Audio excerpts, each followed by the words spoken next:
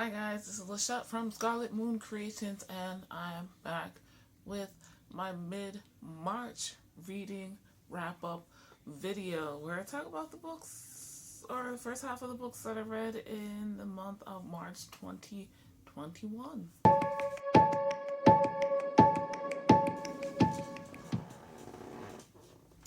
Okay, so with the lackluster end to February, March got off to a pretty good start. I cannot say that I have not enjoyed reading everything that I have read so far this month, and I'm very happy to be able to bring those books to you. So let's start off with some things that I got completed. First book I finished in the month of March. I finished in the very early days of March. March 2nd, I finished finally, The Mad Ship, Book 2 in the Live Ship Traders Trilogy, Book 5 in the overall realm of the Elderling series by Robin Hobb. This is an epic or high fantasy series that is comprised of five sets of trilogies. So I'm halfway through the second trilogy. Reading this as part of the Elderling Along, which is run by Becca in the Books as part of her catch-up book club, or read books that have come out in the past that seem really good. Anyway, so this, I'm not sure how to rate it. At this point, I put it at 3 stars. It was okay. I liked it. The Live Ship Traders so far, I don't like as much as I like the first trilogy with Fitz and the Fool. The first trilogy was I forget the name of it. I'll put it on the screen here. But we basically followed Fitz. That was the point of view we got, and I like that. I think I don't like too many points of views in a book. I don't mind more than one, more than two, or even three,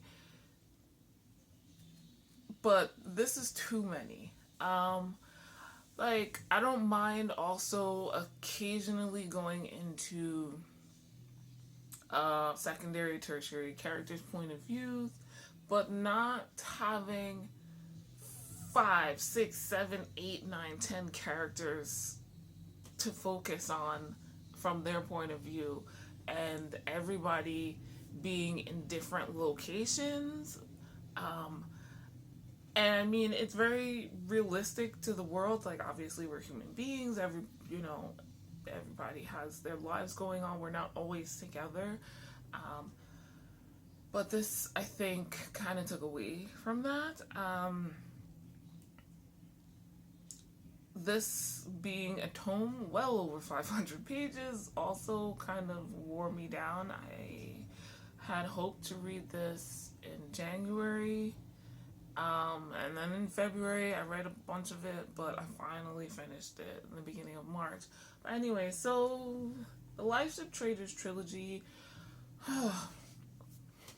we're following the Vestrit family for the most part. There are other people. And basically, they own a live ship. A live ship is made out of wizard wood, and it's something that... So anyway, the Bingtown Traders families basically put themselves into debt, forming an alliance with a Rainwild trader family in exchange for wizard wood that is created into a live ship. A live ship, the wizard wood is very special, and we've only found out in this book exactly what that means.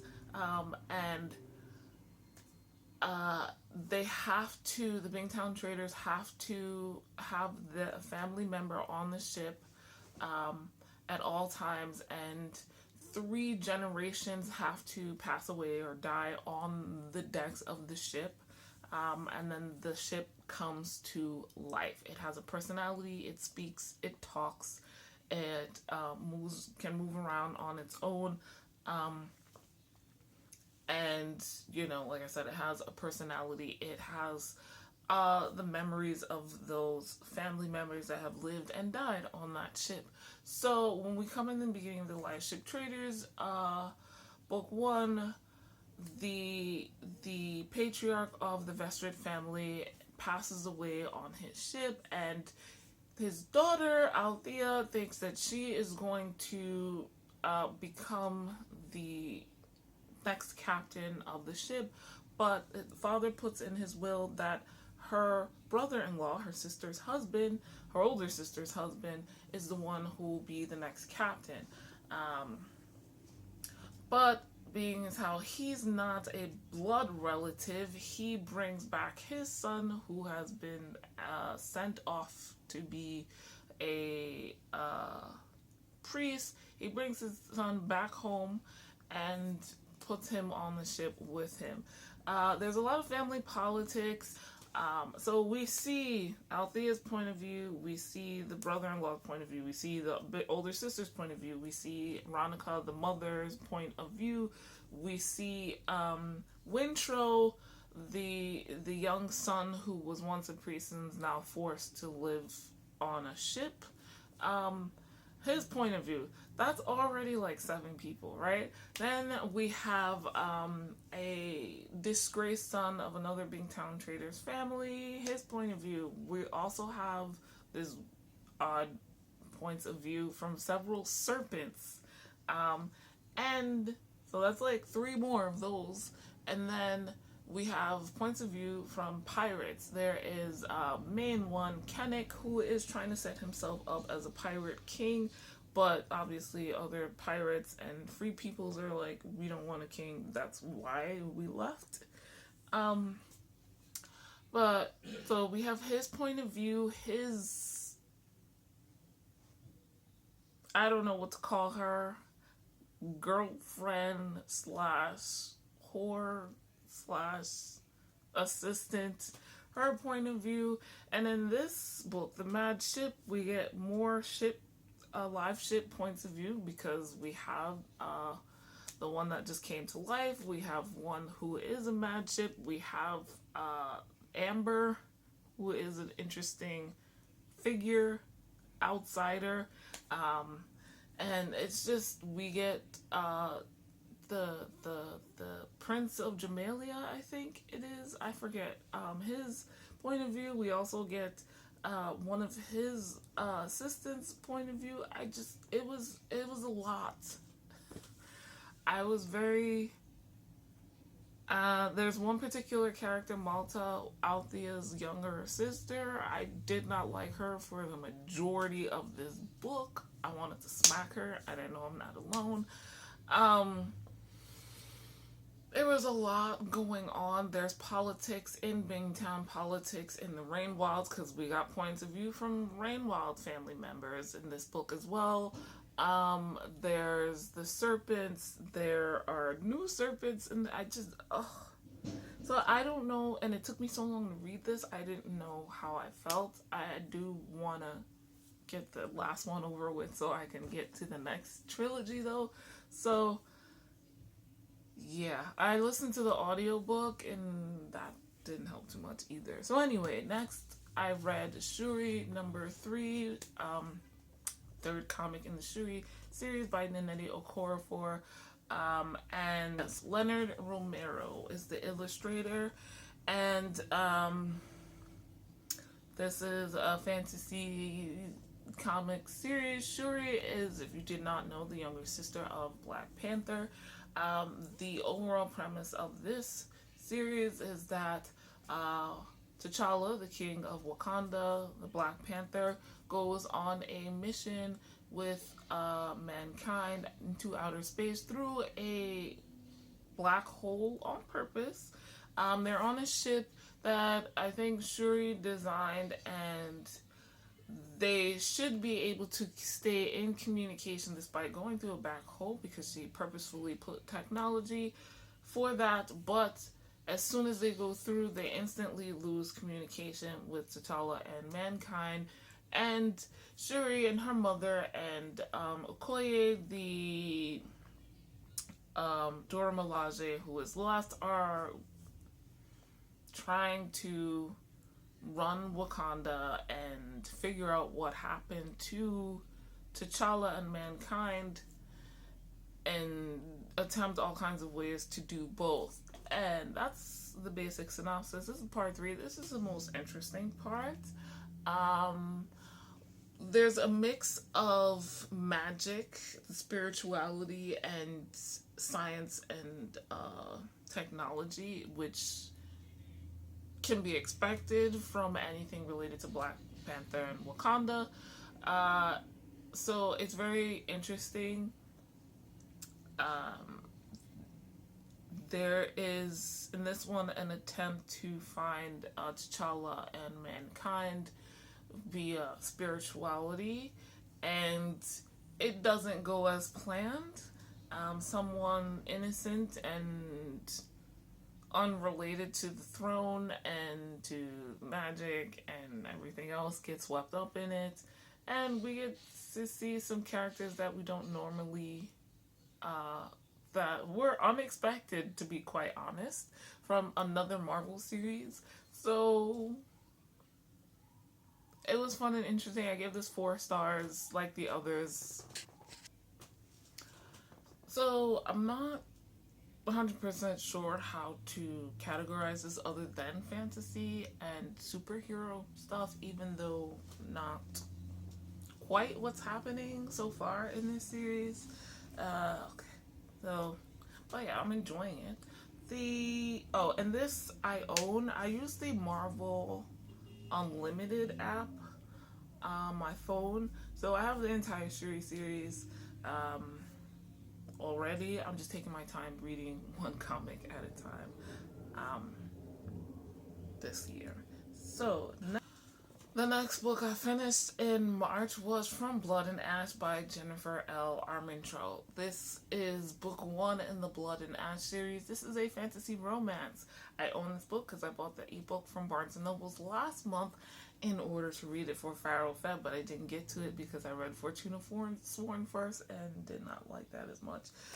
But I gave this one 4 stars because, 1, the sexual tension for the majority of the book was a plus. There is so much chemistry between the 2 main characters, Poppy and Hawk, where there was just a little kernel of a potential chemistry in Fortuna Sworn. So let me stop comparing them now.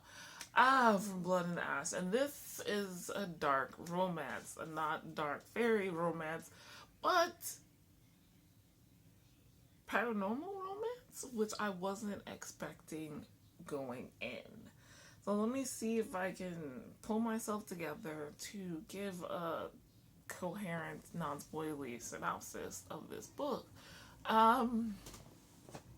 So this is very much a completely fantastic world. We're following Poppy, who is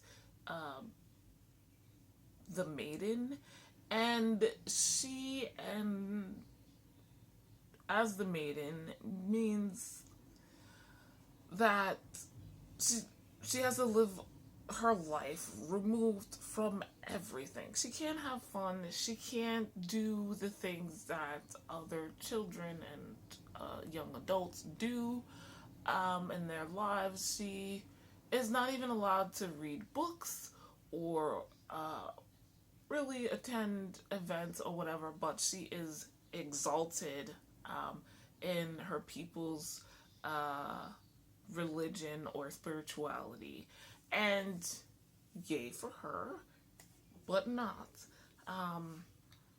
So yeah, we're living in this world where there are 2 peoples, basically. The main one that Poppy is from, they have 2 races almost. There are the ascended, or those who are waiting to ascend, and then the regular everyday people. And it's a very secret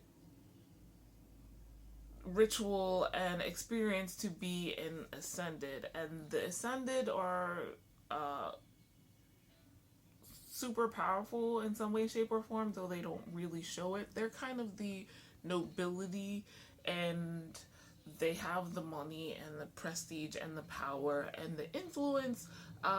They don't really do anything, and they supposedly fight against these other people who are trying to kill humankind, basically, I guess. Um, Poppy is, like I said, the maiden of the Ascended, and she apparently will have some specialness about her when she ascends. And so she is kept to just, eating, sleeping. She walks around veiled so people can't see her. She's always under guard. She's not allowed to leave her room except for certain occasions. And yeah, she's living a very, very, very, very sheltered life, and not very happy about it. She sneaks out often. She goes out to help regular human beings, um, who may be attacked or injured. And then one day, while she snuck out just to experience regular life to a bar, she runs into Hawk, who is a new guard at where she's at in the town she's in, and he's a really good looking guard. They bump into each other, and he doesn't know who she is or why she's there, and she's surprised, doesn't want to give herself away. So they kind of have a little tense moment or whatever, and then they don't see each other again for a majority of the book, or the rest of the first half of the book at least.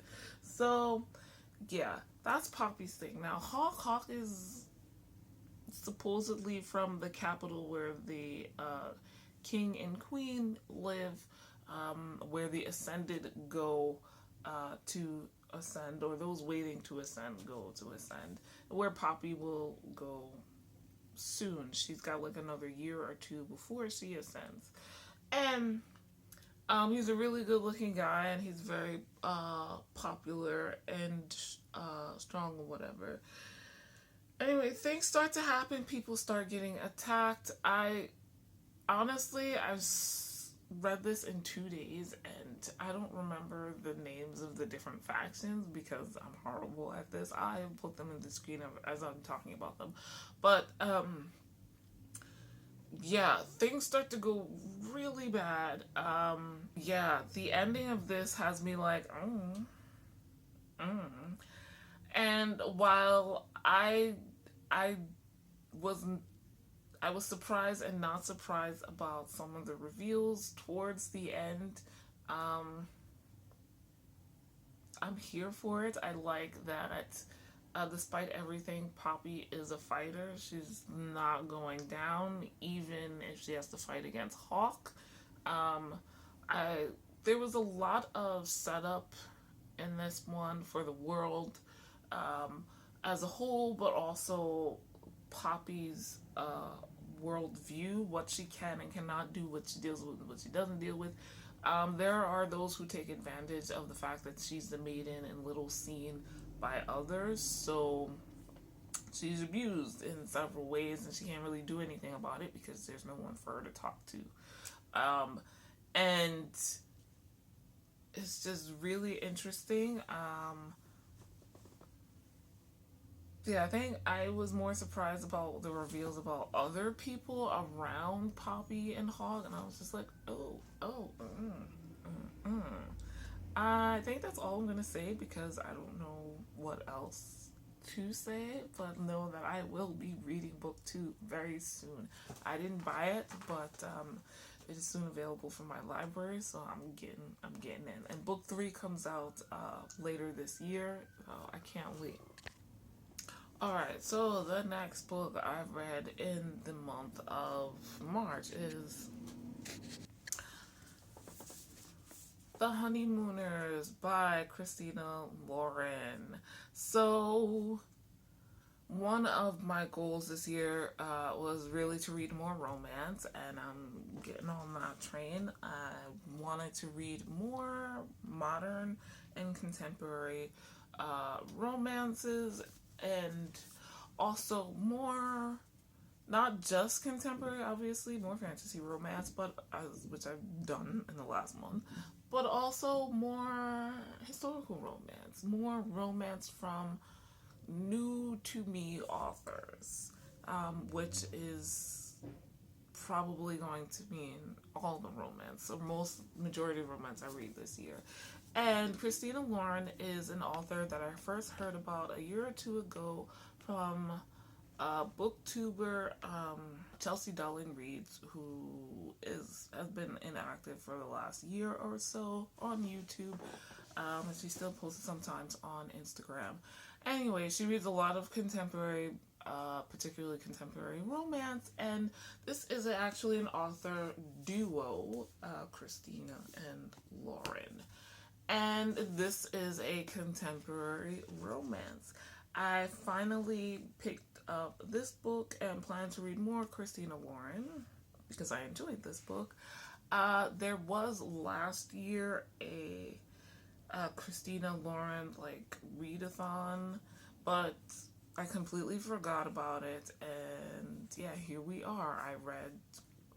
I'm kind of following their schedule this year. So they read in February The Honeymooners. I didn't get to it in February, but I did now. And in this book, we're following Olive Torres, who is a twin. She considers herself the unlucky twin. Her sister wins all kinds of raffles and just has good luck. Meanwhile, Olive does not. They are from a Mexican American family, so we have that Latinx rep in here. And Olive's sister, is it Amy? I think it's Amy. Yes, Amy is getting married to her boyfriend, who is a dude bro. There's no other description I could use. That's what is used in this book, and it fits so very well. And the other character of this is Dude Bro's brother, Ethan, who seems not to like Olive. And Olive has taken that as a challenge. And basically it's just like, well, you don't like me, I'll make myself unlikable. That's fine. So basically the premise of the plot of this is they don't like each other, but here we are, the wedding day between Amy and Dude Bro. I'm sure his name is on here somewhere, but we're just gonna call him Dude Bro. Anyway, the wedding happens. Olive is allergic to shellfish, and she has a separate plate, and Ethan does not like buffets, so he has a separate plate, which turns out to be good because the entire wedding party and all of the guests who ate from this shellfish buffet wind up getting some kind of stomach virus, and it becomes a comedy of horror, of errors here, where they're all projectile vomiting except for Ethan and Olive. So that means Amy and Dude Bro can't go on their honeymoon. The honeymoon cannot be changed because it's something that Amy won package, and they're like, well, if you don't come, then you're asked out. You're out of the money and the vacation. We can't change the date, and we can't refund you because of rules. So, and you can't give it to anyone else because that would be fraud. Amy sends Olive on the vacation, and Dude Bro decides that his brothers should go too. They're the only ones. They gotta go together anyway. Why be out? So Olive and Ethan go on a vacation even though they don't like each other. The issue becomes they have to pretend to be a couple and they think, oh, well, once they get there, it won't be a big deal. However, Amy has been applying for jobs and she finally got one. And it's from a really good company, but the owner of the company is very much about honesty and whatnot. So when Amy accidentally bumps into said owner of the company while he's on his anniversary trip with his wife, she lies to him because they're in front of hotel staff and says, yeah, I just got married. Things go from there. I thought they were a really good couple. It was funny, it was cute, it was sexy. They're really like regular people. I like that. I liked seeing the Hispanic heritage things in there, like stuff that I can identify with family wise. And I'm not Mexican American, but another Hispanic ethnicity, and it was nice. There is some friction there with Dude Bro. I'm not 100% happy with the ending because I would have liked to see more about Dude Bro and Ethan and how they dealt with that situation. And you know, there was kind of an 11th hour breakup in this one. You kind of saw it coming though, because obviously they felt differently. They talked about this situation throughout the book, off and on, and then when things came to a head, it was just like you knew which way both of them, Olive and Ethan, were gonna believe on this one, so it didn't bother me too much. But yeah, I really enjoyed this, and I do want to read more. I gave this 4 stars, so more Christina Lauren coming your way as I can fit them into my life. But I really appreciated the existence of this book. How was the first half of your March going? And I think I said that wrong earlier. Those are the books I read in the first. Those are the first half of the books I read in the month of March. Like this video if you liked it. Subscribe if you are new to my channel. Hit the notification bell so you know when my March wrap-up video is up as soon as it comes out. And thank you guys so much for watching. I'll see you in the next video. Bye.